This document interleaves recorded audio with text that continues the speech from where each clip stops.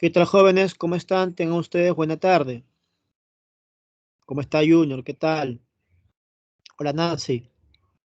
¿Cómo está Anne? ¿Qué tal, Brian? ¿Cómo está Tadeusz Tadashi?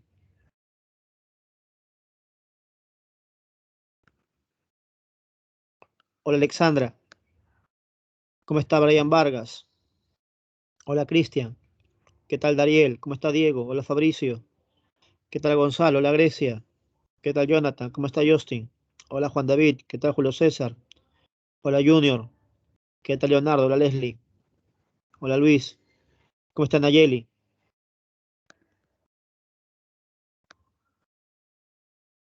¿Cómo está Rosa? Hola, Tanit. Bueno, muchachos, como ustedes ya saben, el 25 de diciembre cae sábado. Y sábado es nuestro horario de clase. Es por esa razón que el operador, Marco, nuestro operador, me solicitó un día disponible para poder hacer una recuperación de clase. Y entonces, escúcheme con atención, por favor, para que usted tome su planificación.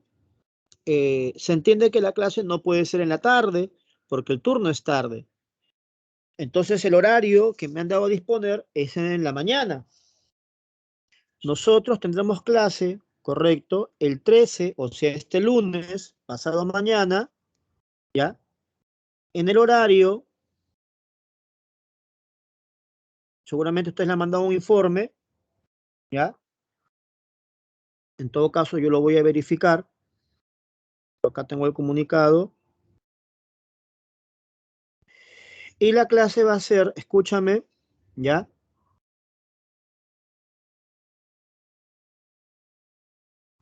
De 12 a 1:30, ¿ya? De 12 a 1:30, ¿ya? Lunes 13, de 12 a 1:30. ¿Está claro, muchachos? ¿Se entiende? Esa es por la sesión correspondiente a Navidad, que cae día sábado. Correcto. Ya. Ahora, muy aparte de eso, yo te prometí a ti un seminario. Ya. Muy aparte de eso, yo te prometí a ti un seminario. Entonces, el seminario estaba programado para el día de ayer. Sin embargo, el operador me manifiesta de que 5 compañeros leyeron el comunicado. Y lógicamente, con una clase 5 pues no es productivo, obviamente, ¿no? Es por esa razón que le dije que lo reprograme. Y bueno, ya que yo me estoy dirigiendo a tu persona, entonces para decírtelo inmediatamente, ¿no? Yo lo coloqué en el chat, en todo caso te vuelvo a hacer recordar. Tendremos otra clase correspondiente el 17. ¿Estamos, jóvenes? El 17 tendremos una clase día viernes, ¿ya? De 2 a 3:30, ¿ya? Y cerramos nuestro ciclo intermedio con la sesión correspondiente del sábado 18. ¿Ya? En estas 4 sesiones trabajaremos lo que es siglo XX, desde guerras mundiales hasta Guerra Fría, ¿ya? Y luego pasaremos en enero al siguiente nivel, que es el módulo avanzado, que es full práctica. ¿Listo, muchachos?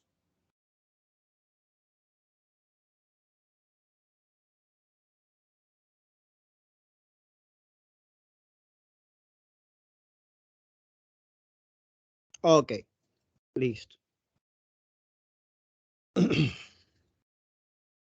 Comenzamos entonces.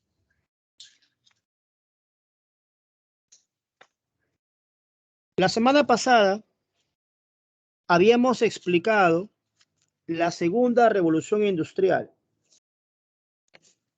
Y como consecuencia de esa segunda revolución industrial, les dije, se produjo un fenómeno conocido como el imperialismo, ¿no? Que es un fenómeno que ha sido tomado últimamente en el examen de admisión San Marcos. No sé si puedo, voy a verificar, voy a ver si puedo. Tú sabes que ahora con la tecnología todo se puede. A ver.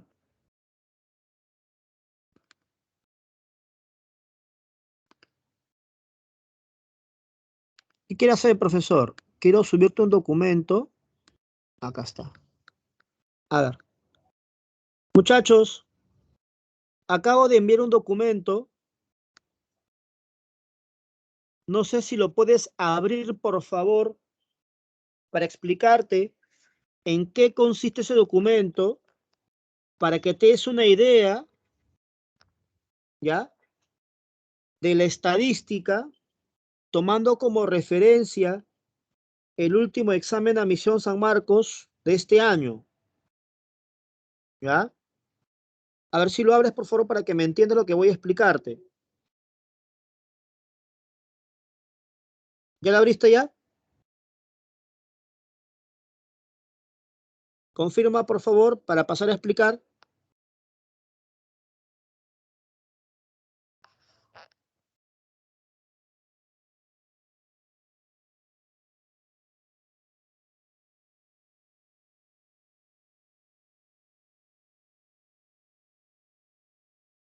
¿Nadie? Ya, muchas gracias, Tanit. Le explico. Puede notar usted, confirme, algunos temas que están resaltados de rojo. Puede confirmar, por favor. Se visualiza los temas que están resaltados de rojo. Ya. Lo que está resaltado de rojo son los temas que han venido en el último examen de admisión. ¿Ya? Son los temas que han venido en el último examen de admisión. Entonces, si usted revisa, ¿qué ha venido? Teoría de la historia. ¿Qué ha venido? Prehistoria. ¿Qué ha venido? Mesopotamia. ¿Qué ha venido? Grecia. ¿Qué ha venido? Árabes. ¿Qué ha venido? Baja Edad Media, Renacimiento Urbano Comercial. ¿Qué ha venido? Humanismo. Pero date cuenta que lo que más ha venido ha sido contemporánea. Ha venido, por ejemplo, siglo XX, Primera Guerra Mundial. Y si tú te das cuenta, hay unos colores que están resaltados de celeste. Los que están resaltados de celeste son las preguntas que han venido en un mismo examen. Por ejemplo, Revolución Rusa vino 2 veces en el examen de septiembre. Por ejemplo, nacionalismo vino 2 veces en el examen de septiembre. Lo que está de amarillo es lo que vino una vez en el examen de septiembre. Organización, ilustración, revolución industrial y caída de la URSS, en el penúltimo examen. Y lo que está de verde es lo que vino en las dos pruebas, tanto en septiembre como en diciembre, como China e imperialismo. Entonces, con esta pequeña estadística te das cuenta, número uno, que contemporáneo es altamente preguntado. Y en el básico se le ha enseñado a usted harto contemporáneo. Como te puedes dar cuenta, han preguntado harto siglo XIX, revolución industrial, tema que hemos trabajado, e imperialismo, nacionalismo, que voy a explicarte ahora para comprender la transición al siglo XX, que son temas que no se enseñan, pero ha venido como te das cuenta. Y si te das cuenta, en el último examen han preguntado todo el curso. Antigua, prehistoria, Mesopotamia, Grecia. Media, árabes, baja edad media. Moderna, humanismo. Contemporánea, guerra mundial. ¿Te das cuenta? Entonces, a ustedes se les ha explicado siempre que hay que estudiar todo el curso, ¿no? Acá tiene un resumen usted del temario de San Marcos con una radiografía de lo que ha tomado entre el examen de septiembre y el examen de octubre. ¿Está bien, muchachos? ¿Se entendió?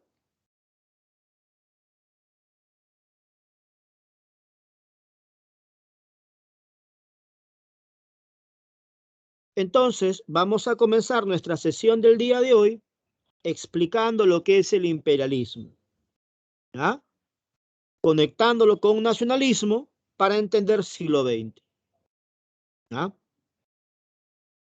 ¿Qué es el imperialismo?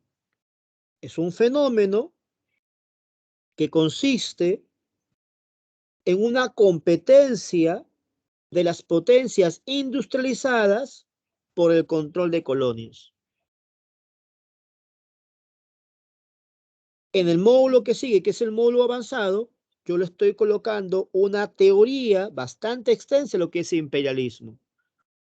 ¿Ya? Este imperialismo se va a extender por África, por el sudeste de Asia, por China.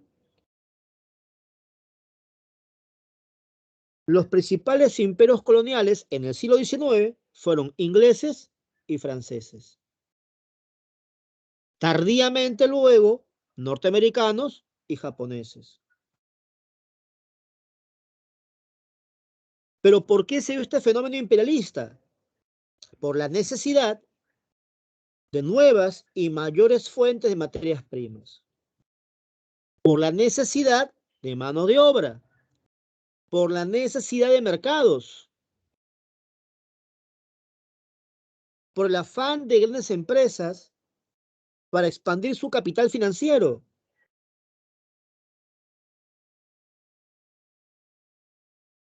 Un elemento que facilitó esta expansión imperialista, que está asociada al colonialismo, es la revolución de los transportes, la revolución de las comunicaciones. Inglaterra, en el siglo XIX, vivió una época conocida como la era victoriana, donde está acá la reina Victoria. De ahí el nombre de Victoriana. Fue el mayor momento de esplendor de Inglaterra. Inglaterra fue la mayor potencia imperialista. Aumentó las exportaciones y amplió su mercado. Tuvo dominios en Asia, en África, en América, hasta en Oceanía. En Oceanía manejó Australia. En América, las Islas Falkland, las famosas Islas Malvinas. En África, Egipto. Y en Asia, su principal colonia, la India. San Marcos, en su examen de admisión, preguntó por el tema de Hong Kong. Hong Kong lo obtuvo Inglaterra tras una guerra con los chinos conocido como las guerras del opio, tras la firma de un tratado conocido como el Tratado de Nanking.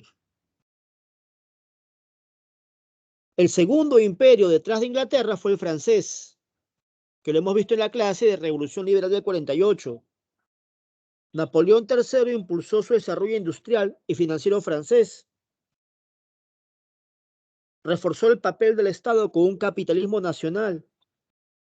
También tuvo colonias en Oceanía, como Nueva Guinea, en América, como Guinea Francesa, en África, Argelia, en Asia, Indochina. Recuerda que la Segunda Guerra Mundial va a debilitar Europa y aquí se va a dar, después de la Segunda Guerra Mundial, el fenómeno inverso.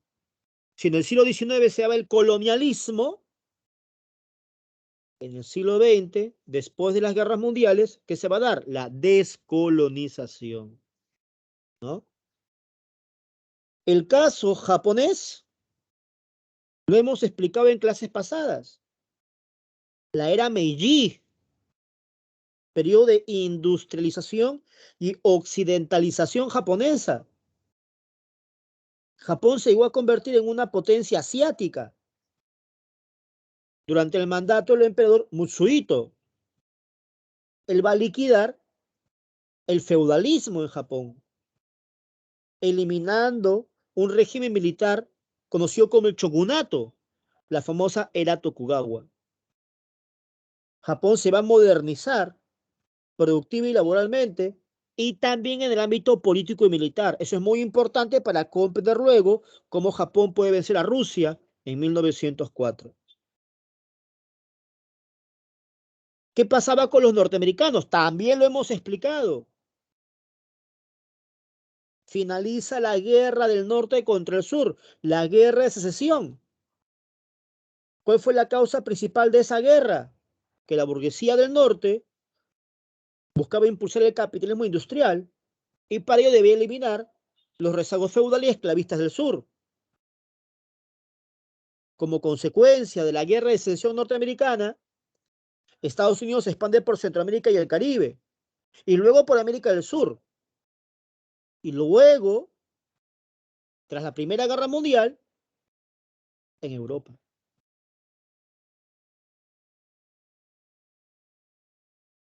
Eso es lo principal que debes conocer acerca del imperialismo. La justificación del imperialismo ha sido pregunta a San Marcos de este año. Muchachos, una pregunta inocente. ¿Tú crees que las potencias europeas iban sobre Asia y África y le decían, oye, ¿sabes qué? Quiero expropiar tus recursos, quiero llevarme tu materia prima, quiero impulsar mis industrias? ¿Crees que así abiertamente lo hacían? ¿Ese era el discurso? Lógicamente que no. Entonces va a haber una justificación. ¿Cuál es esa justificación? La misión civilizadora. Los blancos son intelectualmente superiores, decían en aquella época, que los negros, que los asiáticos, que los amarillos. Así justificaban su expansión colonial sobre Asia y África. Misión civilizadora, la excusa, el pretexto. Pregúntese a San Marcos de este año. Ahora vamos a hablar de otro fenómeno, el nacionalismo. Ahí está, el imperialismo va a generar conflictos internacionales y va a desembocar en la Primera Guerra Mundial. Pregunta, examen de admisión. Esto va de la mano con el nacionalismo. Para explicar qué es el nacionalismo, lo primero que hay que saber son algunos conceptos, como el concepto de nación. Saberlo diferenciar del concepto de población. Saber diferenciarlo del concepto de Estado. Entonces, cuando yo tengo un conjunto de personas que habitan en una superficie determinada, muchachos, ¿de qué estamos hablando?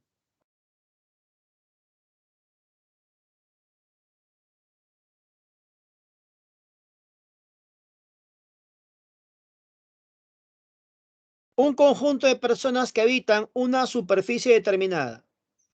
¿De qué estamos hablando?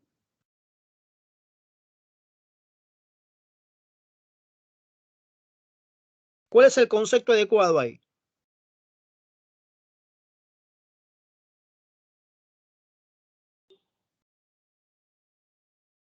Estamos hablando de población. ¿Ya? Cuando un conjunto de personas está en una superficie determinada, eso se llama población.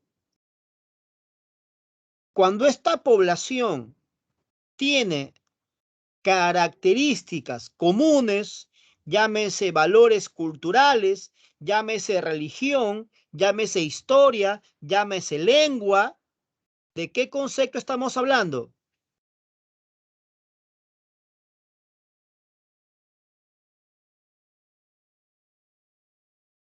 Estamos hablando de nación. Correcto. Estamos hablando de nación. Cuando esa nación se organiza a nivel jurídico en una superficie territorial, estamos hablando de Estado. ¿Ya? Cuando una nación se organiza en una superficie territorial, estamos hablando de Estado. Ahora, pregunta difícil. ¿Puede haber nación sin Estado? Te pregunto, ¿puede haber nación sin Estado? Correcto, Robert. Claro que puede haber nación sin Estado. Pregunta, ¿puede haber Estado sin nación? Pregunta, ¿puede haber Estado sin nación? Imposible. No puede haber Estado sin nación, porque estamos explicando que el Estado es la nación jurídicamente organizada, pero puede haber nación sin Estado. Excelente. Entonces, en la parte superior derecha, usted tiene un mapa que dice Europa en 1815.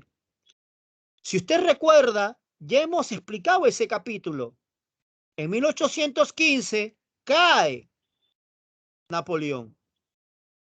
Y viene la famosa restauración. Ya hemos explicado el Congreso de Viena al detalle. Hemos explicado el objetivo del Congreso de Viena y lo que ello implicaba. La famosa repartición territorial.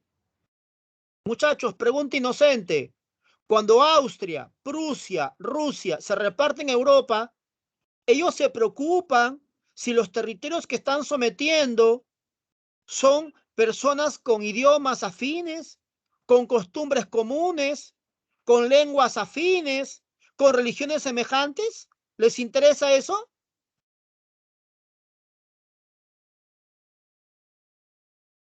No. Entonces, dentro del Imperio Austriaco hay un montón de personas con costumbres diferentes, con idiomas distintos. Conclusión, Austria se va a convertir en un imperio multinacional. Austria se va a convertir en un imperio multinacional.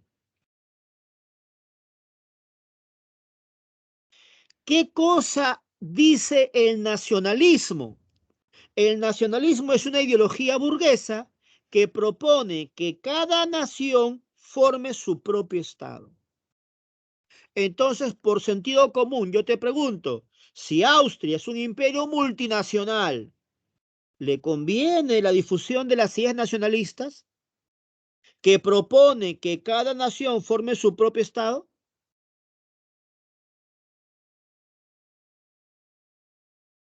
Obviamente que no. Entonces, Austria se opone a la unidad de Italia, por ejemplo. Austria se opone a la unidad de Alemania, por ejemplo. La burguesía italiana y la burguesía alemana van a buscar crear sus propios estados. Pero ¿por qué específicamente la italiana? ¿Por qué la alemana? Si usted revisa sus clases del siglo XIX, va a encontrar que el Congreso de Viena, para rodear Francia y evitar nuevas revoluciones, dividió a Italia en 7 estados. Dividió a Alemania en 37 estados. Y esa fragmentación política impedía la formación de un mercado nacional. Y la burguesía está asociada al sistema capitalista, al desarrollo del capitalismo y el comercio. Por lo tanto, esa fragmentación política era un lastre, un impedimento para su desarrollo económico burgués. Profe, ¿y por qué me ponen estados para 1914? Es que una de las causas de la guerra mundial fue el nacionalismo. Justamente eso fue pregunta en San Marcos, la conexión con la guerra mundial. Profe, no veo la conexión, tranquilo, es parte de la clase, yo te voy a explicar. Entonces ahora ya sabemos qué es nación, ya sabemos qué es nacionalismo. Ahora vamos a hablar del caso italiano. Italia estaba dividido, como te decía, en 7 estados, que son los siguientes. Al reino lombardo-véneto al norte, como lo puedes ver en el mapa. Reino lombardo-véneto. Mira, que era de posesión austríaca, mira. Ah. Tienes a los ducados de Parma, Modena y Toscana, que lo puedes ver acá, mira. Ahí está. Parma, Modena, Toscana. Ahí está. Tienes al sur el reino de las 2 Sicilias. Ahí está. Como lo puedes ver. El reino de las 2 Sicilias. Y al centro los estados pontificios en las tierras de la iglesia. ¿Ya? ¿Quién fue el eje unificador de Italia? Piamonte. Ahí está. Piamonte. Piamonte y Cerdeña. ¿Ya? ¿Quién era rey de Piamonte y Cerdeña? Víctor Manuel. Y su ministro era el conde de Cavour, el famoso Camilo Benso.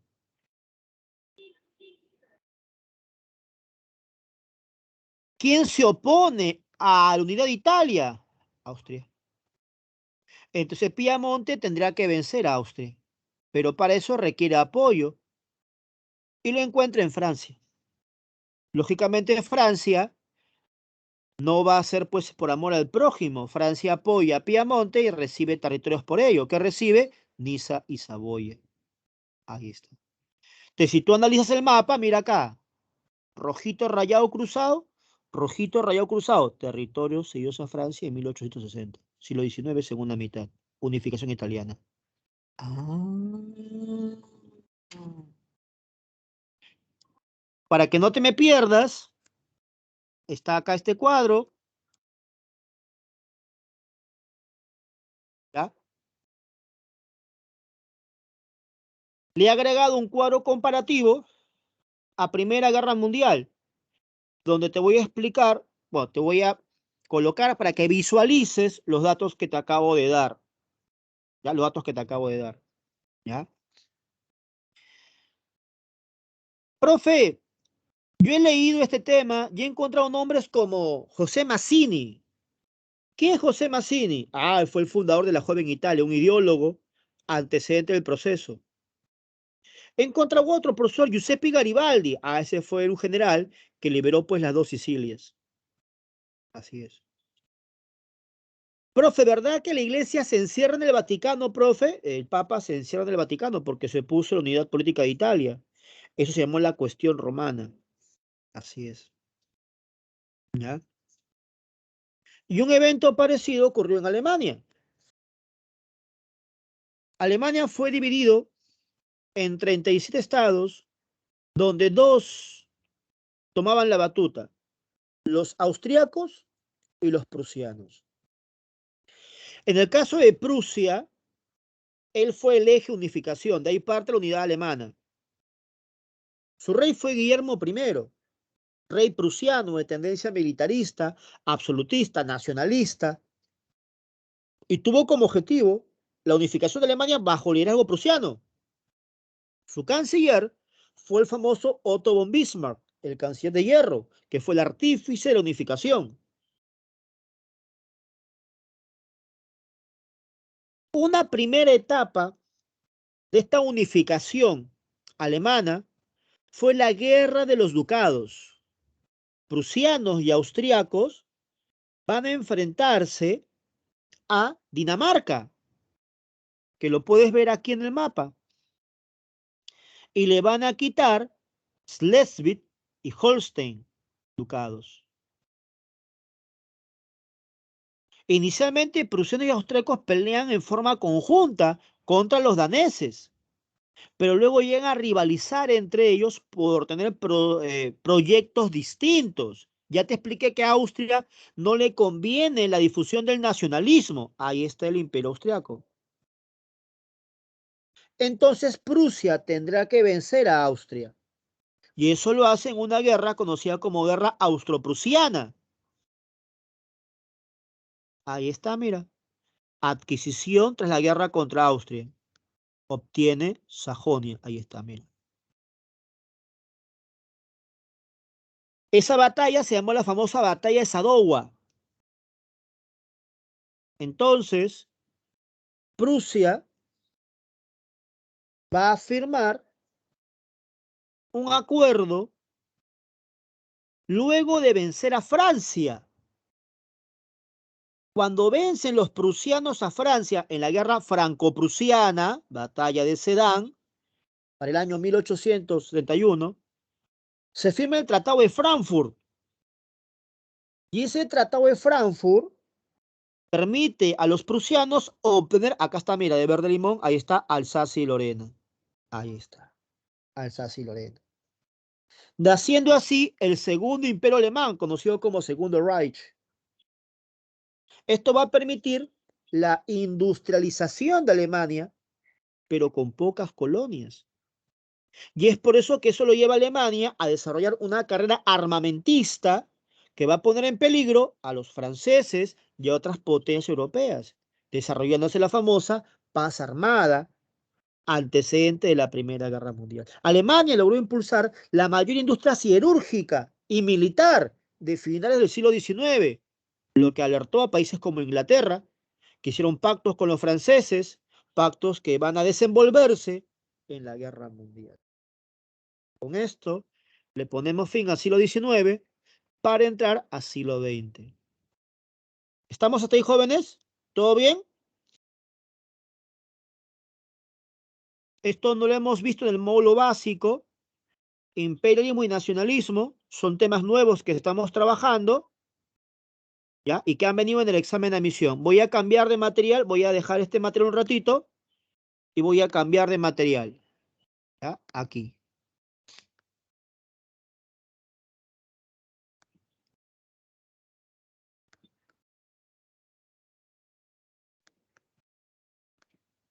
Confirma, por favor, si se ve el nuevo PPT que estoy compartiendo.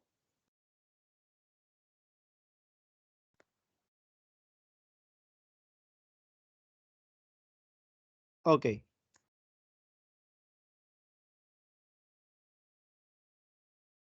Listo.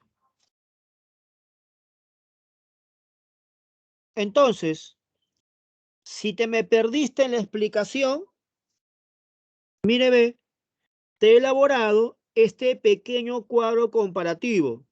Entonces, de esa manera, ya no te me pierdes en la información.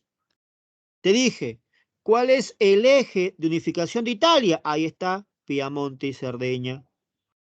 Entonces, ¿qué cosa es Prusia? El eje de unificación de Alemania. ¿Quién fue rey de Piamonte? Ahí está, Víctor Manuel. Se entiende que luego va a ser rey de Italia. Entonces, haciendo analogía, Guillermo es rey de Prusia y luego será emperador Kaiser de Alemania. ¿Quién fue el brazo derecho de Víctor Manuel? Camilo Benso, el conde de Cabiur. Y su análogo, ¿quién es en Prusia? Bismarck, el canciller de hierro, examen de admisión. ¿Quién se opone a la unidad de Italia? Tanto de Italia como Alemania, los austriacos. Ya te expliqué por qué. No les conviene la difusión del nacionalismo porque son un imperio multinacional. Que el nacionalismo se difunda implicaría que ellos tengan revueltas nacionalistas en sus territorios y pediría la extensión del imperio. Pero Italia y Alemania se unifican. Ahí está. Piamonte vence con apoyo francés a Austria en Magenta y Solferino. Prusia vence a Austria en la batalla de Sadowa o guerra austro-prusiana. La oposición interna a la unidad de Italia la tiene el Papa, que se encierra en el Vaticano. Eso se llama la cuestión romana. ¿Quién soluciona ese problema? Más adelante, Benito Mussolini, cuando imponga el fascismo en Italia, negocia con la Iglesia los tratados de Letrán. De ahí nacerá el Vaticano como Estado dentro de Italia. Mientras que al otro lado, la guerra continúa con los franceses. Ahí está la guerra franco-prusiana. Producto de esa guerra, Prusia se convierte en el segundo imperio alemán, el segundo Reich. Y Francia, al perder, liquida el segundo imperio y nacerá luego la tercera república. Esto es un punto de inflexión porque ahí van a ser la paz armada, la carrera armamentista y en ese periodo se forman los bloques que se van a enfrentar en la Primera Guerra Mundial. ¿Está bien, muchachos?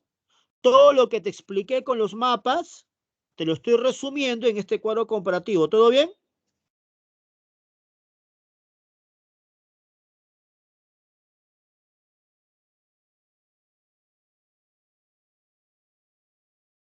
Ya, ahora escúcheme con atención. Nosotros en el módulo básico ya hemos explicado las causas de la Primera Guerra Mundial, pero no hemos explicado el desarrollo de la guerra. A San Marcos le importa más la causa y las consecuencias. En este nivel vamos a hacer recordar las causas, consecuencias y también el desarrollo de la guerra. Si el tiempo lo permite, avanzamos con Revolución Rusa. Si no, ya entre guerras lo hacemos el lunes en la clase de recuperación. En el seminario hacemos Segunda Guerra Mundial y en la última sesión hacemos Guerra Fría. ¿Ya? A ver, voy a retroceder un ratito. Y hay cositas que nosotros ya sabemos. Cosas que no te voy a preguntar, simplemente voy a refrescarte la memoria, pues, ¿no? Sabemos que la Primera Guerra Mundial comienza en 1914, cuando los alemanes invaden Bélgica, pregunta examen de admisión. Y sabemos que ella termina en 1919, cuando se firma la paz o Tratado de Versalles. Pregunta, examen, admisión. Ahí está. Muchachos, ¿algún problema con esa información? Simplemente estamos recordando lo que se le ha enseñado a usted en el módulo básico de Primera Guerra Mundial. Nada complicado, ¿verdad?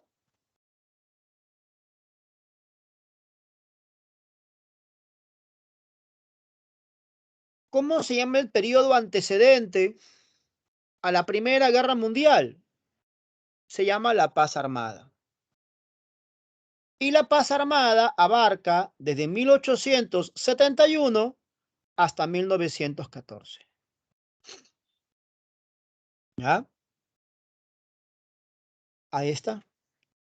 Profe, ¿por qué desde 1871? Te lo expliqué hace un rato. Porque ahí se unifica Alemania.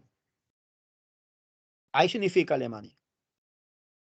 ¿Por qué hasta el 14? Porque ya está de la guerra, pues. Ya no hay paz, pues.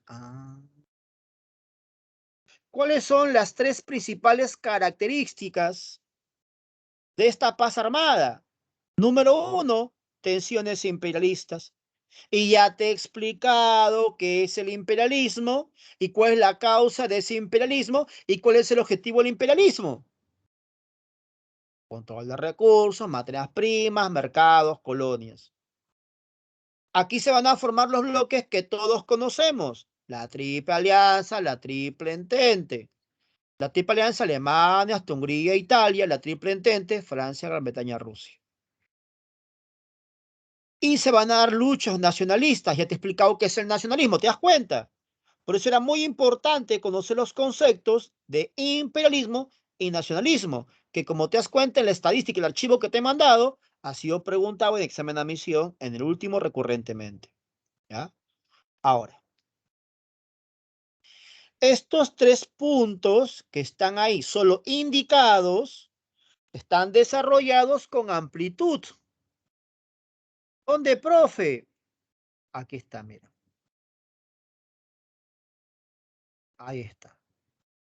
Entonces, ahí decía solamente luchas imperialistas. Aquí está explicado ejemplos de luchas imperialistas. Por ejemplo, tienes la guerra anglo-boer, en la que pelean los ingleses contra los holandeses por el control de oro y plata, metales preciosos, en la zona de Transvaal y Orange, hoy Sudáfrica. San Marcos preguntó, ¿dónde se dio el colonialismo? En África y Asia, pues. Por eso en la Guerra Fría trabajas la descolonización de Asia y África, pues.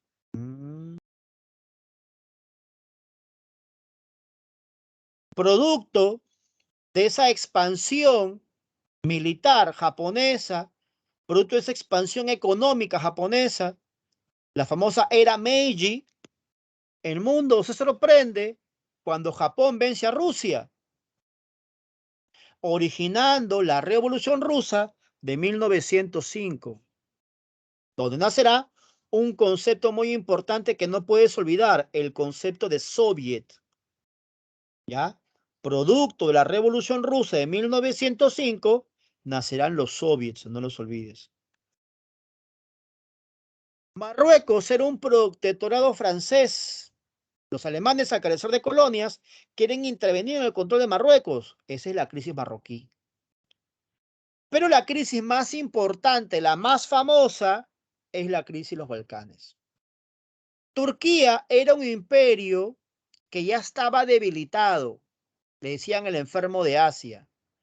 Turquía controlaba la región balcánica, y digo controlaba porque durante la primera crisis de los Balcanes, los países de esa zona van a aprovechar la crisis turca y se van a liberar. A eso se llama la primera crisis balcánica. El problema es que estos países que en un momento estuvieron unidos para luchar contra Turquía, ahora pelean entre ellos. ¿Cómo se llama eso? La segunda crisis balcánica. San Marcos preguntó, ¿cuál es el antecedente inmediato a la Primera Guerra Mundial? La crisis balcánica. Pregunta examen San Marcos, por eso va resaltado con rojo ahí. ¿Ya? Ahora, profesor, disculpe, no recuerdo en qué consiste la crisis balcánica. Para eso te pongo tus PPTs ampliados, para que leas y refuerces. Acá está explicado. Lo que acabo de mencionar, ante la debilidad del Imperio Turco, países de los Balcanes como Serbia, Bulgaria y Grecia van a vencer al Imperio Turco. Primera crisis balcánica. Nótese acá el apoyo ruso. Profesor, ¿alguna vez han preguntado guerra ruso-japonesa? Jamás. ¿Para qué lo pone entonces, profe? Todo tiene un porqué. Tú solo espérate un ratito nada más y vas a ver el porqué. ¿Ya? Guarda en tu lente un 4 que Rusia fue vencida por Japón. Y guarda en tu lente un 4 que Rusia apoya a los países balcánicos. ¿Ya? De ahí vas a ver todo. Vamos a articular toda esa información. Ahí está la segunda crisis balcánica. Ahora estos países, Rumanía, Bulgaria, Grecia, Montenegro, Serbia, Herzegovina, ya son independientes del Imperio Turco. Pero muchachos, ¿cómo se llama esa ideología que dice que cada nación debe formar su propio Estado? Disculpa, ¿cómo se llama esa ideología que te he explicado que dice que cada nación debe formar su propio Estado? El nacionalismo. Y te expliqué que en Europa había un imperio multinacional que se había opuesto a la unidad de Italia y también a la unidad de Alemania, pero que fue derrotado. En Italia fue vencido por Piamonte en Magenta y Solferino, y en Prusia fue vencido por los prusianos en la batalla de Sadowa. ¿Quién era ese imperio, muchachos? Multinacional, derrotado por Piamonte y por Prusia.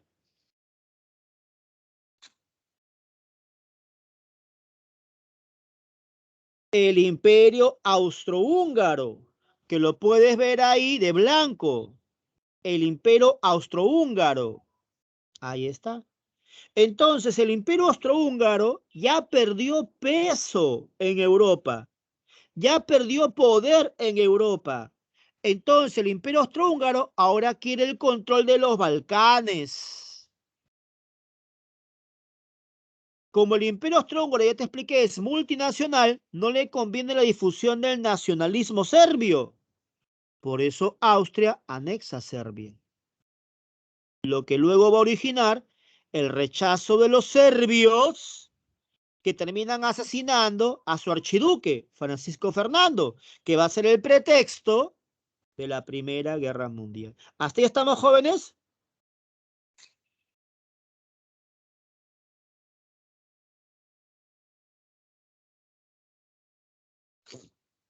Listo. Entonces ya hemos profundizado el tema del imperialismo. Ya hemos conectado el nacionalismo con la Primera Guerra Mundial. Vamos a seguir explicando.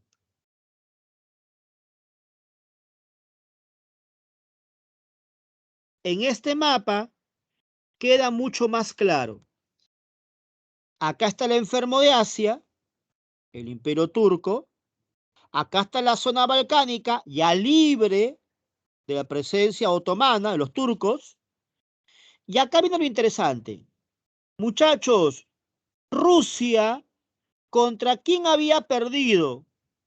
Te expliqué en 1904.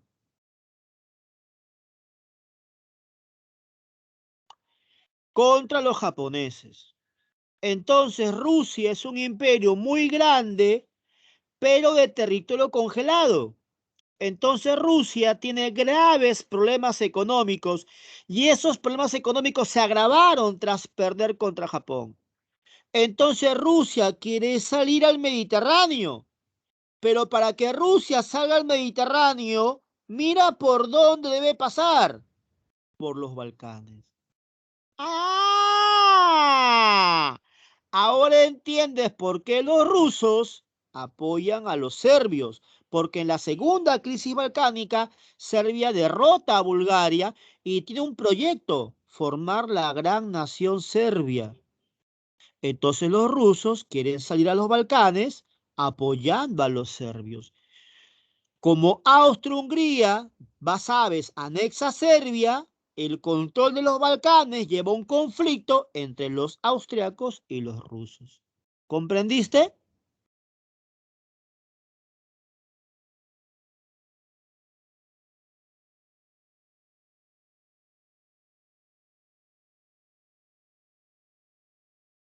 Inicialmente, alemanes, austriacos y rusos tenían un pacto, la Liga de los Tres Emperadores, pero por los roces que tiene Rusia con Austria, Rusia se retira. Gracias a que Alemania desarrolló una gran industria siderúrgica, estaba desplazando económicamente a los británicos. Entonces Inglaterra pactó con el enemigo de Alemania, o sea, ¿quién? Francia. Así nació la Entente Cordiale. Y luego se incluye ¿quién? Rusia. Así nació la Triple Entente. Ahí está. Alguien debía reemplazar a Rusia. Entonces Austria ofrece territorios a los italianos. Ellos se incorporan y nació la Triple Alianza. Ahí está. Los rivales de la Guerra Mundial. ¿Está bien, muchachos?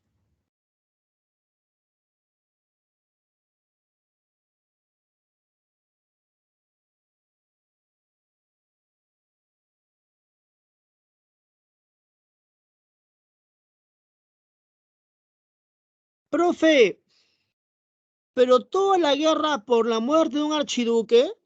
No, pues, estás enfocando mal el tema. La guerra no se produce por la muerte del archiduque, esa fue la excusa. Lo que se desató fue los intereses por el control de recursos, materias primas, mercado y colonia, las luchas imperialistas y los sistemas de bloques. Esa fue la causa de la guerra. Cuando Austria le da el ultimátum a Serbia, los rusos respaldan a los serbios y Austria busca apoyo en Alemania. Cuando Rusia mueve las tropas para invadir Austria, Alemania le declara la guerra a Rusia. Pero como Rusia era parte de la Triple Entente, Francia, que tuvo roces con Alemania, mueve sus tropas para respaldar a Rusia. Alemania le declara la guerra. Y para que Alemania invada Francia, cruzó por Bélgica, que era aliado de los ingleses. Entonces Inglaterra le declaró la guerra a Alemania y así la guerra se hizo mundial. ¿Está bien, muchachos?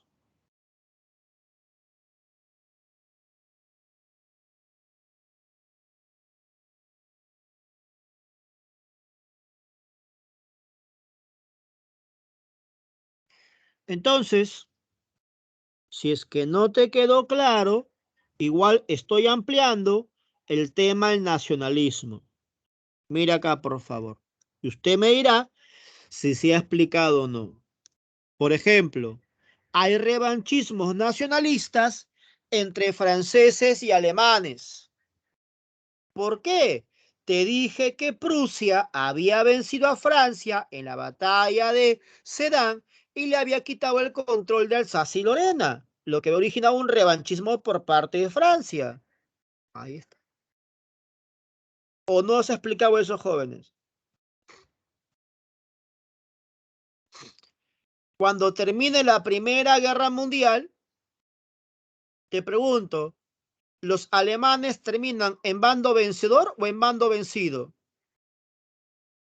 Cuando termine la Primera Guerra Mundial, ¿Alemania termina en bando vencedor o en bando vencido?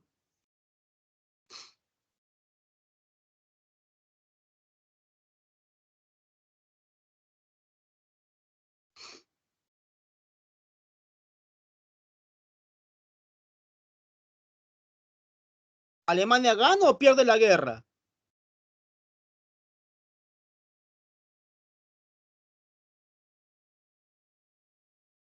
Alemania pierde la guerra. Alemania termina en bando vencido. Por lógica, eso quiere decir que Francia termina en bando vencedor. Entonces Francia se cobra la revancha y por eso humilla a Alemania con el famoso Tratado de Versalles. Y ese Tratado de Versalles permite que Francia recupere Alsacia y Lorena, pero no solamente que recupere Alsacia y Lorena, sino que además le quita a Alemania el derecho a poseer colonias. Eso más adelante va a generar un fuerte revanchismo ultranacionalista alemán, que va a ser encarnado en la figura de Adolfo Hitler, el nazismo alemán, que va a ser causa de la Segunda Guerra Mundial, el rechazo al Tratado de Versalles. Hay roces entre los austrohúngaros y los rusos. Te dije, Rusia, ¿a quién apoya? A Serbia. ¿Por qué? ¿Cuál es su interés? Salir a los Balcanes. Pero las potencias imperialistas no van a manifestar claramente pues su posición, sus intereses. Eso lo tienen que esconder, lo tienen que justificar. Entonces los rusos usan el concepto del paneslavismo. ¿Cómo es eso, profesor? Los serbios eran eslavos y hay rusos que también son eslavos. Serbia quería formar una gran nación eslava. Pan es todo. Todos los eslavos en un solo territorio. Rusia apoya a ese pan-eslavismo. Ahí está. Su intención real es controlar los Balcanes.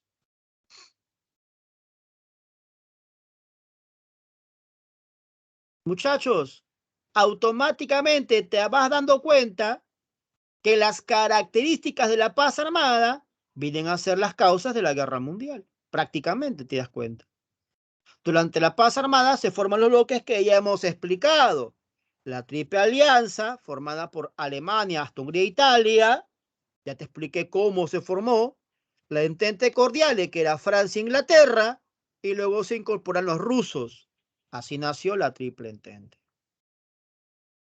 ¿Todo bien, muchachos, hasta ahí?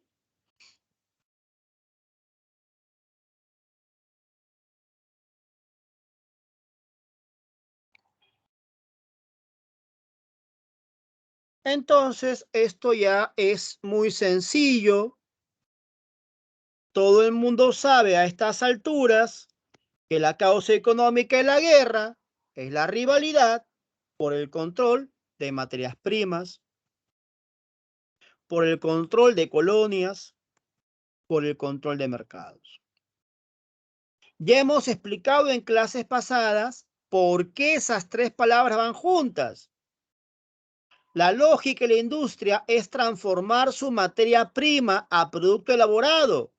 ¿Dónde consigues materias primas? En las colonias. La lógica de la industria es ese producto elaborado, poder venderlo. ¿Dónde lo ves? ¿Dónde lo vendes? En un mercado. ¿Cuál va a ser tu primer mercado? La colonia. Por eso hablar de colonias necesariamente implica hablar de materias primas, recursos y mercados. Ya te expliqué que la economía alemana iba desplazando al comercio inglés. Ya está explicado. Así como los serbios querían formar un estado paneslavo, los alemanes querían formar un estado pangermano, unir a todos los germanos en un solo territorio. Y ya hemos explicado el caso del revanchismo francés por Alsacia y Lorena.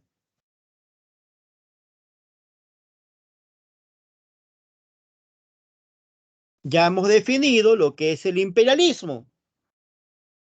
Ya hemos explicado el tema de los bloques militares. Y también hemos tocado el tema de la excusa, el atentado de Sarajevo. El examen de admisión último cometió un pequeño error. Colocó que el asesinato se produjo en Serbia. No, los responsables fueron los serbios, pero el asesinato se produjo en Bosnia, ¿ya? La famosa crisis de Bosnia o atentado de Sarajevo, ¿ya? Ahí se mata a Francisco Fernando I. ¿Pero quién era él? Ya sabemos, el heredero de la corona austrohúngara. ¿Quién lo mata? Gavrilo Princip. ¿Quién era él? Miembro de la Mano Negra. ¿Y qué era la Mano Negra? Una organización ultranacionalista serbia que rechazaba la presencia austríaca en Serbia. Pues. Muchachos, Ahora solamente viene la parte datera, que es poco probable que venga, pero igual es parte del desarrollo de la clase. Lo que me interesa más es analizar las consecuencias, porque eso empalma la siguiente parte de la clase, pues. ¿Ya? Entonces, escúchame, por favor. 3 etapas tiene la Primera Guerra Mundial. ¿Cuáles son? La guerra de movimientos, la guerra de posiciones y la Segunda Guerra de Movimientos. Yo te voy a hacer 3 preguntas sencillísimas y sobre la base de eso trabajamos. Muchachos, ¿cuál fue la principal acción militar de la Primera Guerra de Movimientos? ¿Cuál fue la principal acción militar de la Primera Guerra de Movimientos?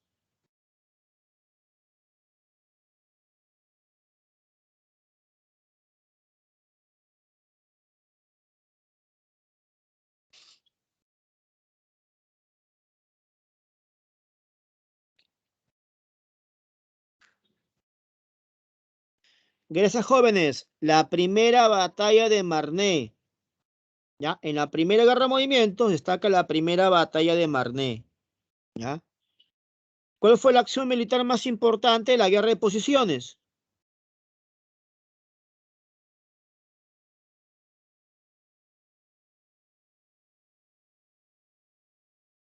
Ya, gracias. Esa es la batalla de Verdún. Ya, la batalla de Verdún.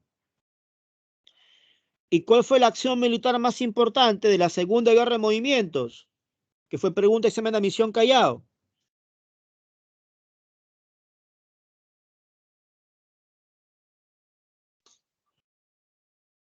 Gracias, jóvenes. Esa es la segunda batalla de Marne.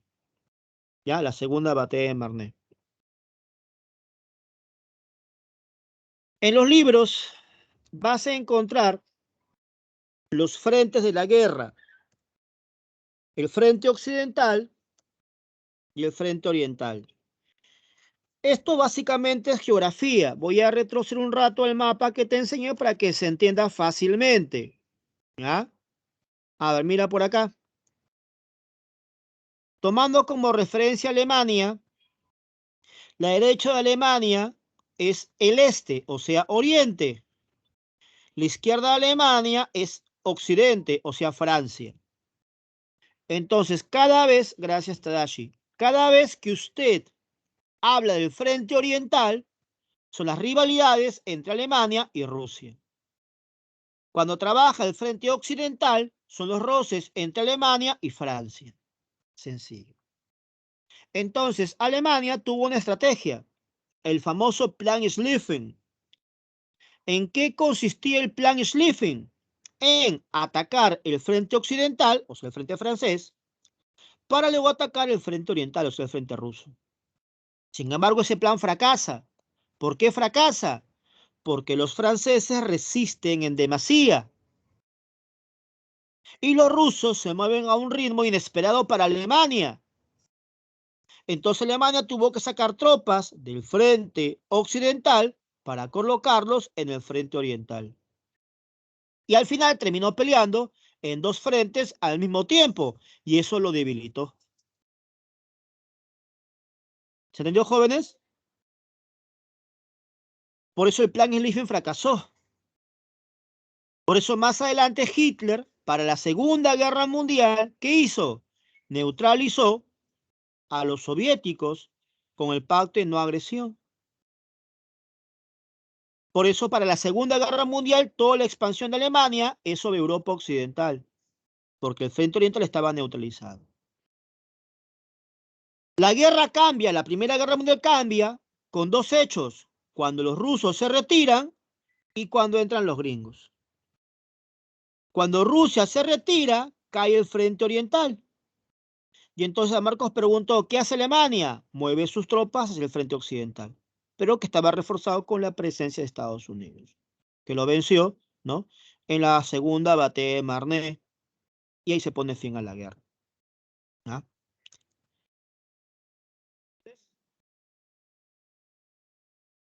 Ahora vamos con el tema de las acciones militares. El análisis ya está. Vamos con el tema de las batallas. Ahí está, el plan Schlieffen. Ya te expliqué. Alemania busca atacar Francia para luego atacar Rusia. Fracasó. ¿Por qué? Porque Francia resistió más de lo esperado. ¿Por qué? Porque los rusos mueven rápidamente sus tropas. En la Primera Guerra de Movimientos, en el frente occidental, que ya sabemos es Alemania contra Francia, Alemania antes de invadir Francia, invade Bélgica. Eso motiva que Inglaterra declare la guerra, ya lo explicamos con el mapa, y se produce la batalla de Marne, donde Francia resiste el avance alemán gracias a su general Joseph Joffre. En el frente oriental, Rusia invade Alemania, lo acabo de mencionar, y Alemania le gana en Tannenberg y Lagos Masurianos, gracias a los generales Hindenburg y Ludendorff. De esos dos nos interesa Hindenburg. ¿Por qué, profe? Más adelante él va a ser el presidente de Alemania y él va a llevar a Hitler como canciller durante el periodo de entreguerras. Y cuando muera Hindenburg, Hitler tomará el poder en Alemania y fundará el Tercer Reich más adelante.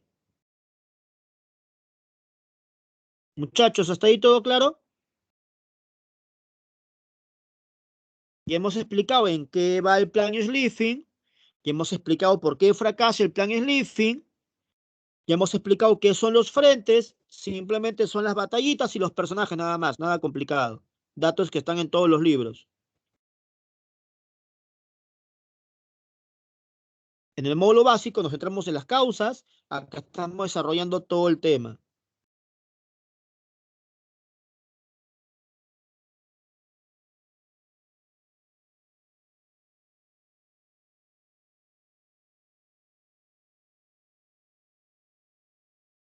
Los turcos van a entrar a la guerra. ¿Y a quién van a apoyar? Van a apoyar a la Triple Alianza. Y ahora van a conocerse como las potencias o imperios centrales. Gracias, Tadashi, porque ese mapa nos ayuda. Si miras Alemania, si miras Austria y miras Turquía, mira, ve, viene a ser Europa Central, mira. Por eso le llaman los imperios o potencias centrales. Muchachos, pregunta examen de admisión. Consecuencia política de la Primera Guerra Mundial. Caída de los imperios centrales. Disolución del imperio austrohúngaro.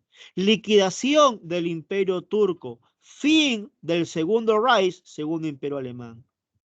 Mira, muchachos, qué importante es saber usar un mapa, ¿te das cuenta?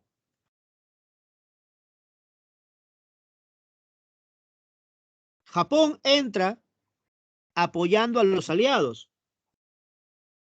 Japón está en Asia. Si miras el mapa, la guerra es básicamente en Europa. Por eso, económica de la Primera Guerra Mundial surgen potencias extraeuropeas. ¿Qué significa potencias extraeuropeas? Que están fuera de Europa. Por eso, luego de la guerra, Japón nace como potencia, así como también Estados Unidos, pues, ya que sus fábricas e industrias quedan intactas prácticamente por no ser zona de conflicto, a menos en forma directa. Italia se cambió de bando. Te expliqué hoy que los italianos recibieron promesas de los austrohúngaros, promesas que los austrohúngaros no cumplieron. Entonces Italia abrió un nuevo frente, el frente alpino, y ahí peleó con los austriacos en Piave y Caporetto. Italia se pasó a la Triple Entente, que ahora ya no será Triple Entente, pues ahora se llaman los aliados. Los aliados. Muchachos, pregunta. Italia recibió promesas por parte del Entente para recuperar territorios. Italia recuperó territorios luego de la Primera Guerra Mundial, terminó en bando vencedor. Pero te pregunto, ¿consideró que los territorios que le habían dado eran lo que ellos merecían? En otras palabras, ¿Italia quedó satisfecha luego de la Primera Guerra Mundial?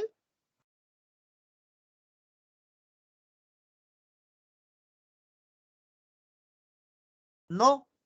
Y es por eso que eso lo va a aprovechar un tal Benito Mussolini. Una consecuencia de la Primera Guerra Mundial es que en Italia nace un pensamiento totalitario, un pensamiento conservador. ¿Cómo se llama, muchachos, ese pensamiento conservador italiano? Luego de la Primera Guerra Mundial.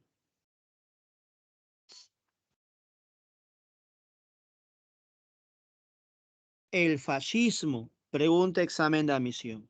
Así es, el fascismo, pregunta examen de admisión.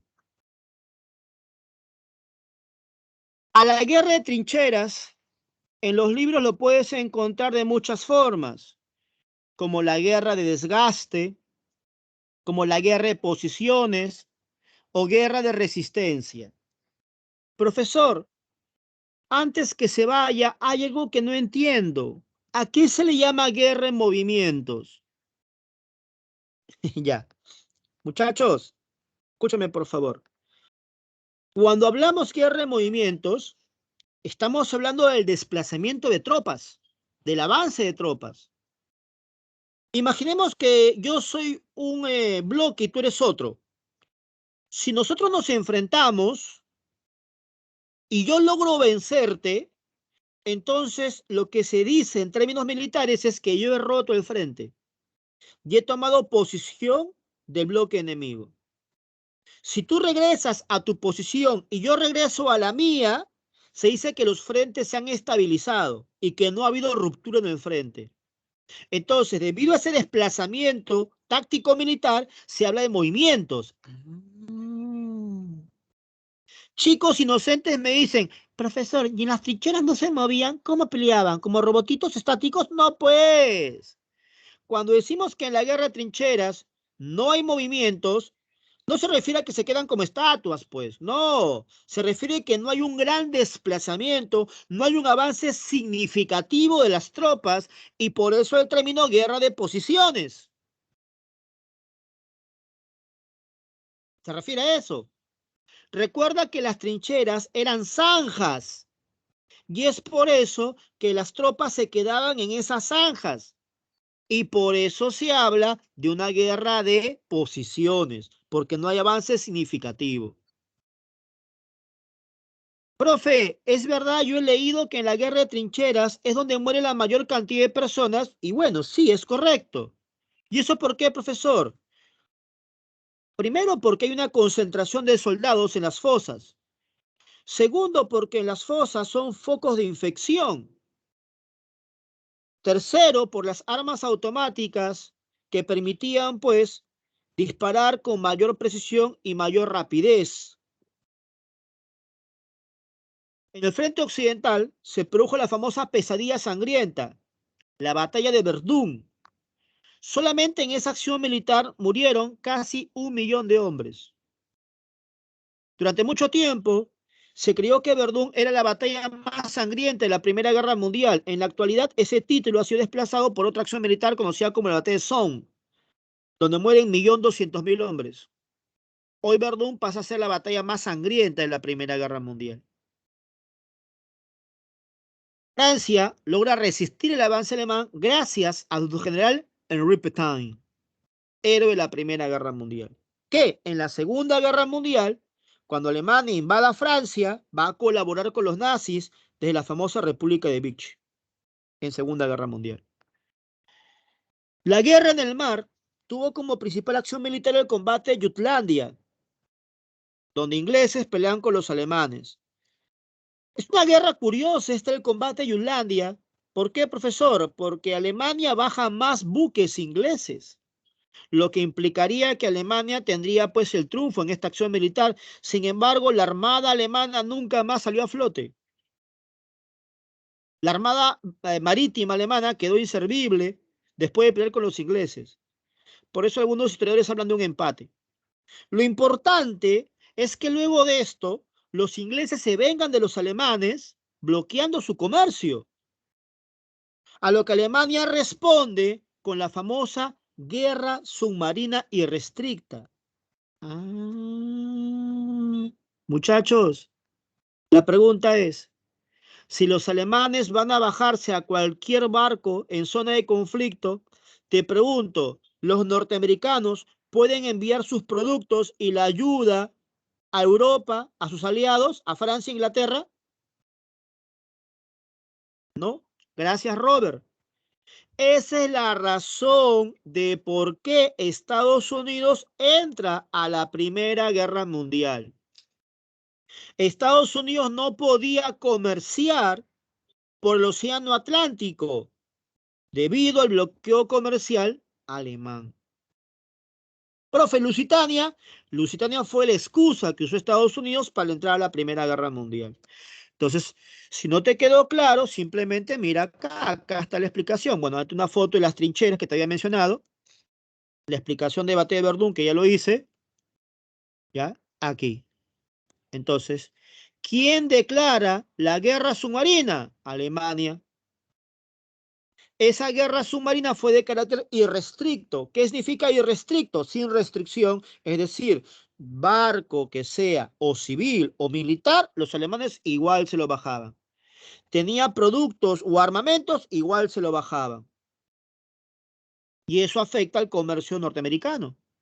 Entonces, para 1917, entre Estados Unidos, que usa como pretexto el hundimiento de Lusitania. ¿Pero qué era Lusitania? Era un barco inglés, bueno, era un transatlántico, que contaba con pasajeros norteamericanos. Estados Unidos usó la excusa de que mueren civiles indefensos para poder entrar a la guerra. Pero su razón real era pues liberar el comercio atlántico. Ese mismo año salen los rusos. A ver, muchachos, pregunta ofensiva. ¿Por qué? ¿Qué estaba pasando en 1917 en Rusia? Pregúntese en San Marco de septiembre.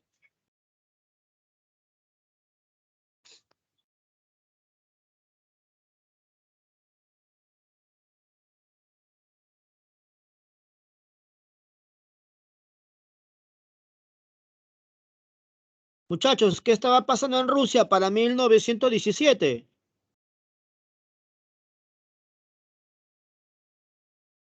La Revolución Rusa. Claro, la Revolución Rusa. Y usted ya sabe que hay dos etapas de revolución, la menchevique y la bolchevique.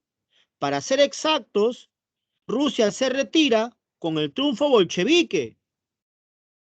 Tú sabes que los bolcheviques son socialistas, sabes que la guerra es capitalista. Entonces Lenin propone sacar a Rusia de la guerra. Y para eso firma un acuerdo con los alemanes, el Tratado Brest-Litovsk. Mediante ese tratado, firmado entre rusos y alemanes, Rusia le entrega a Alemania concesiones territoriales. Estonia, Letonia, Lituania, los famosos estados bálticos.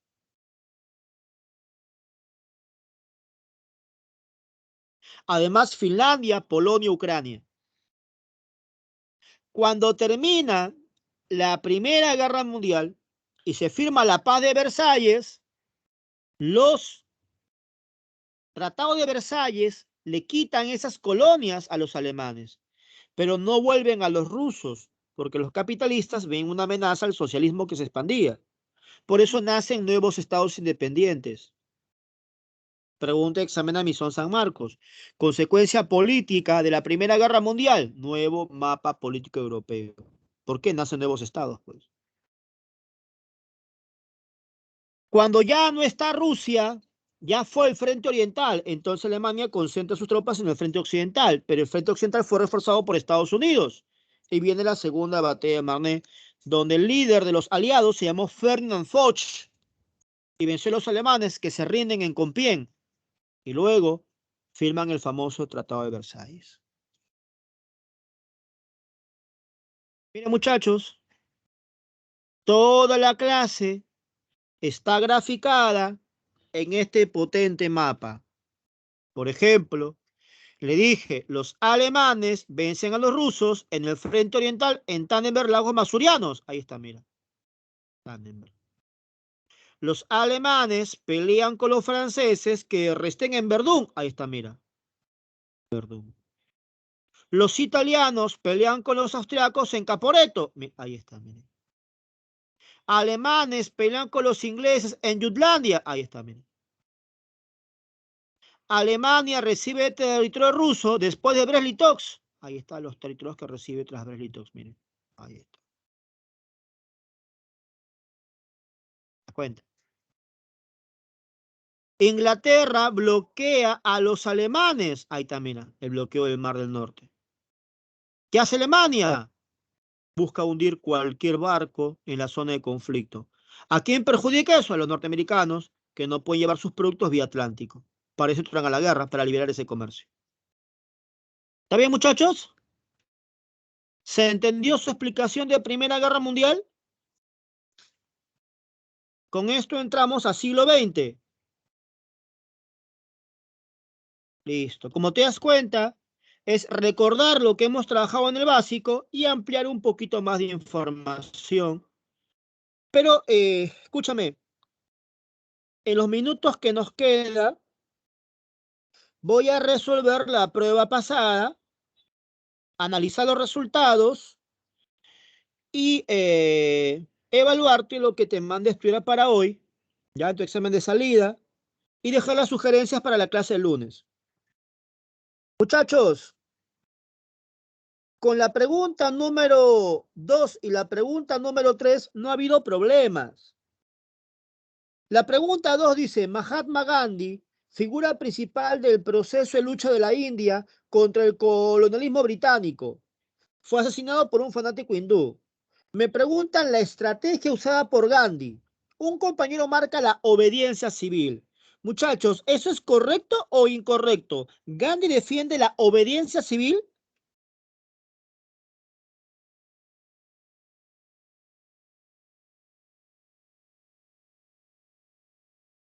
Te pregunto, ¿Gandhi defiende la obediencia civil?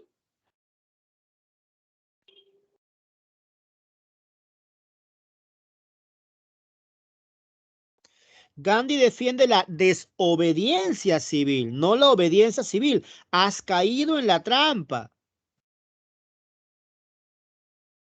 Has caído en la trampa ahí. ¿Ya? Nadie marcó los planes quinquenales. Qué bueno, porque eso es de los rusos. Stalin aplica los planes quinquenales. ¿Ya? China, Mao aplica planes quinquenales, no Gandhi. Y uno marcó el salto hacia adelante. Muchachos, ¿a qué revolución de los 40 corresponde el salto hacia adelante? ¿A qué revolución de los 40 corresponde el salto hacia adelante?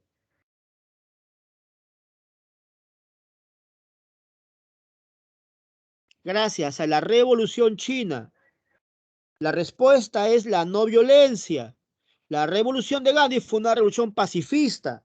De los 18 que han dado la prueba, 16 han marcado bien, 89 de eficiencia. Como te decía, con la 2 casi no ha habido problemas, solo han fallado 2 nada más. Igual con la 3, tampoco hay problemas. Principal líder del comunismo chino. Uno me ha puesto Chu Enlai, no puede ser Chu Enlai, porque dice principal. El principal es Mao Zedong, que está en la clave D.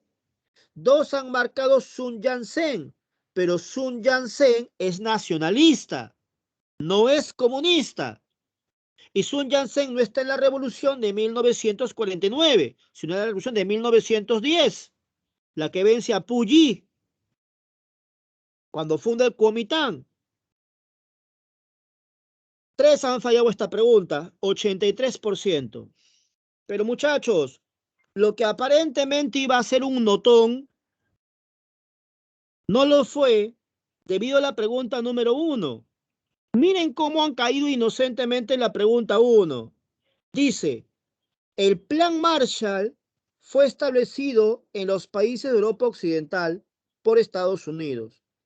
¿Y en qué consistió? Mire, ve, esta pregunta me han fallado 10 alumnos. De los 10 alumnos, 2 han marcado la clave A, fabricación de la bomba atómica. Muchachos, yo te he enseñado eso en el módulo básico. Hemos explicado en el intensivo de que el plan Marshall tiene que ver con las bombas atómicas. ¿Eso le he enseñado yo a ustedes? ¿Has encontrado eso en los libros, en tu lectura, en tus resúmenes? La bomba atómica se hace con el proyecto Manhattan, no con el plan Marshall. ¿Ya? Ahora, un alumno me marca la condonación de la deuda externa. Muchachos, ¿saben qué es condonación? La condonación es el perdón de la deuda. Eso no lo pone el Plan Marshall. El Plan Marshall era una ayuda económica. Y acá viene el problema. De los 10 que han fallado, 7 me han puesto una donación. Muchachos, o sea, tú me estás diciendo que Estados Unidos le prestó plata a Europa porque era buena gente, porque le dijo, ya pues, hermano, reconstrúyete, sé feliz, desarróllate. Después de la guerra, me caes bien, toma tu like. Te pregunto, ¿fue así el Plan Marshall, muchachos? O sea, no hubo ningún interés por parte de Estados Unidos luego de prestarle plata a Europa tras la Segunda Guerra Mundial. Ah, te das cuenta. No es una donación, pues, es un préstamo. Nadie te entrega plata por nada. ¿Tú crees que los bancos cuando te dan plata, que lo hacen porque son buena gente? No, son por los intereses que te cobran y son porque manipulan tu plata para hacer préstamos más fuertes y ganar más intereses. ¿Les queda claro, muchachos, entonces que el Plan Marshall es un préstamo y no una donación? Por favor, que esta pregunta ha tenido 44% de eficiencia.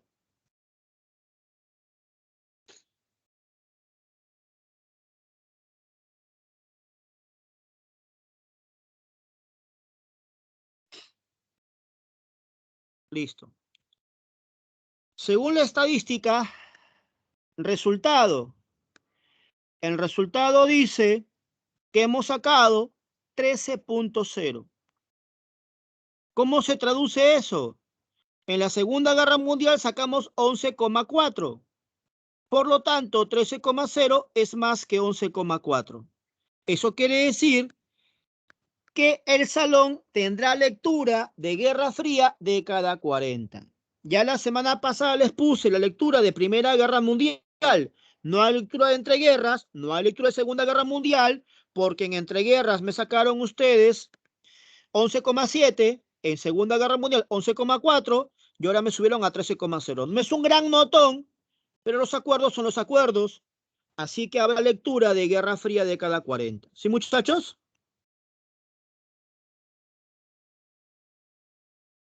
Ahora, para hoy te mandé a estudiar década 50. ¿Qué es década 50? Solo son dos temas, Guerra de Corea y Revolución Cubana. Nada más. Son temas sencillos. Muchachos, ¿cómo se llamó el plan militar de los soviéticos que se contrapone a la formación de la OTAN? Estados Unidos hizo un plan militar llamado la OTAN y San Marcos preguntó 2 veces en el examen de admisión cómo se llamó la respuesta soviética, que era una alianza militar de Europa Oriental. El Pacto de Varsovia, correcto, Fabricio, que incluía pues a los países de Europa Oriental como Rumanía, Bulgaria, Checoslovaquia. Claro, porque Europa Occidental era parte de la OTAN, pues, la Organización del Tratado Atlántico Norte, Francia, Inglaterra. Excelente. Ahora, la primera guerra de la Guerra Fría fue la Guerra de Corea, que se dio entre el 50 y el 53, que terminó con el armisticio de Panmunjom. Muchachos, te pregunto, ¿un armisticio es un tratado de paz? Te pregunto, ¿un armisticio es un tratado de paz? Un armisticio es un cese al fuego, pero no un tratado de paz.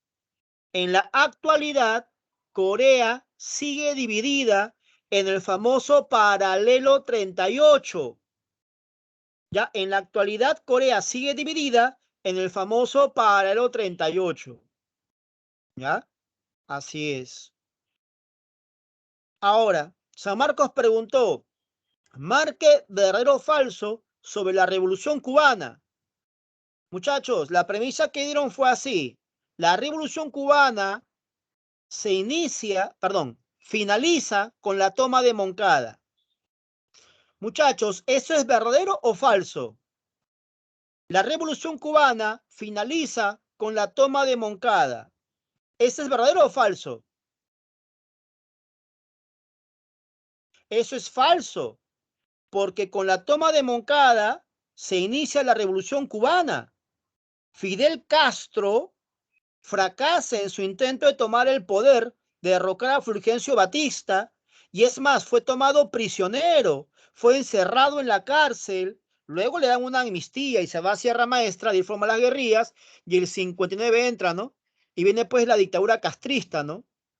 La revolución cubana es la revolución de Castro, ¿no? Fidel Castro. Así es. Jóvenes, les comento que en su material de Teams ya les subí Guerra Fría década 40, donde está descolonización, donde está Revolución China. Está bien detalladito para que lo repases. Y hoy ya les subí década 50, lo que es Revolución Cubana y lo que es Guerra de Corea. Ya, entonces vaya leyendo esos capítulos para nuestra clase del 18 y para la próxima clase, el próximo sábado, me hace un resumen de Guerra Fría, décadas 60, 70, 80. Profe, es un montón, sí, pero son temas muy puntuales. Del 60 lo más importante es Guerra de Vietnam, otra cosa no ha venido. Del 70, la guerra de Irak-Irán, nada más, otra cosa no ha venido. Y del 80, las reformas de Gorbachev y la caída de la URSS. ¿Ya? Eso es todo. ¿Ya? Repito, lo pongo en el chat ya. Guerra de Vietnam, Irak-Irán, reformas de Gorbachev. Eso para el próximo sábado. Para el lunes que tenemos clase, vienen leyendo Entre Guerras. Vamos a hacer Revolución Rusa y fascismo, temas que ya hemos trabajado, más temas nuevos como Crack de 29 y Guerra Civil Española. Para hacer Segunda Guerra Mundial en el reforzamiento del 17 y cerrar nuestra clase de Guerra Fría el 18. ¿Sí, muchachos? Bueno, espero que les vaya bien el día de hoy. Deben sacar más de 13 si quieren lectura adicional de Guerra Fría década 50. Nos vemos el día lunes, muchachos. Cuídense.